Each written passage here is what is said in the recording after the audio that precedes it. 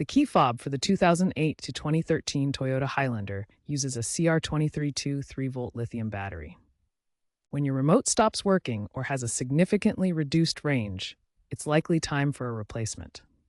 You'll need a new CR2032 battery. Avoid using rechargeable or generic batteries, and make sure the replacement battery is fresh, ideally with a voltage above 2.8 volts. You'll need a small flathead screwdriver or plastic pry tool, and a clean, dry workspace. Gather all your tools and materials before you begin.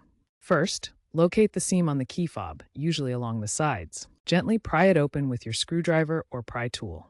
Carefully remove the old CR232 battery, noting the orientation of the positive plus side. Insert the new battery in the correct orientation.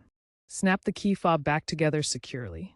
Test the functionality of the fob by pressing the buttons from about 10 to 20 feet away from the vehicle. If the fob still doesn't work, check for debris in the battery contacts, ensure the battery is correctly installed, and try reprogramming the fob by cycling the vehicle's ignition. If issues persist, consult your Toyota owner's manual or seek professional assistance.